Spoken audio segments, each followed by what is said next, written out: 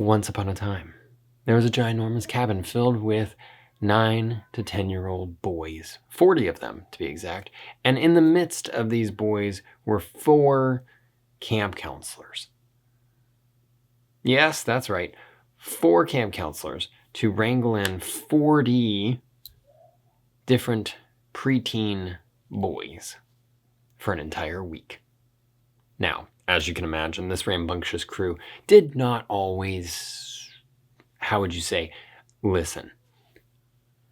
Every once in a while, they would end up hearing what we would tell them and decide to do exactly the opposite. Now, one of these particular rules that we had instilled in them from day one was no sneaking out after the lights are turned out.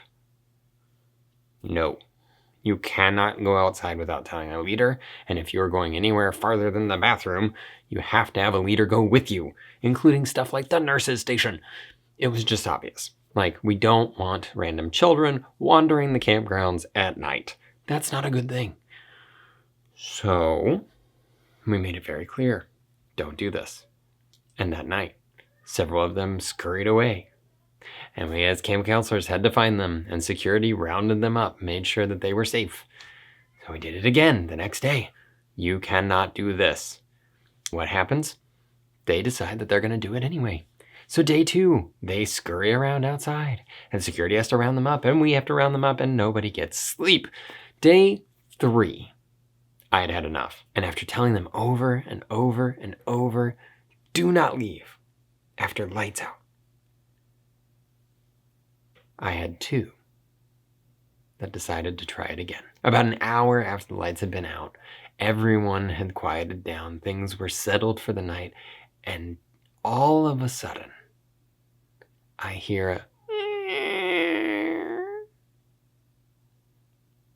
one cabin door opening up and 2 sets of feet pittering over down to the stairs that led outside. Now, unfortunately for our little escapees, they did not realize that I was lying in wait for them. And also, equally unfortunate for them, I was not simply waiting at the top of the stairs.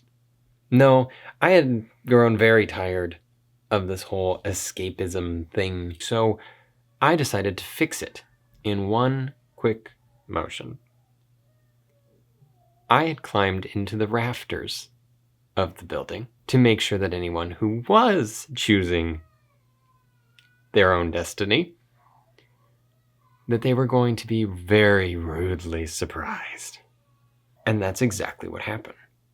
Because when our 2 little rapscallions finally made it to the top of the stairs that led down and out to the open world, I jumped down from the rafters. And not only did I jump down from the rafters, but when I hit the floor, I made sure to stomp very loudly and land on all 4s, so my hands also punched the ground. For all practical reasons, I shook the very floor on which they were walking, and it was very quickly followed by 2 very girlish screams.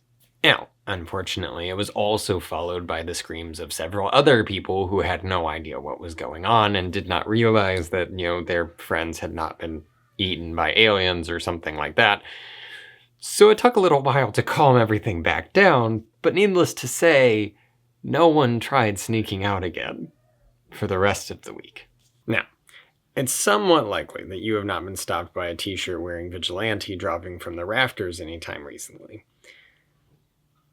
But I happen to know from personal experience that the Holy Spirit sometimes has to get my attention in a similarly dramatic fashion. Sometimes we have a tendency, or at least I do, to learn via putting my hand on the stove the second time instead of just learning the first time. So maybe there's something in your life that you've been trying to give up for a while, or maybe it's something as simple as, oh, I should really go and do that, but you just haven't.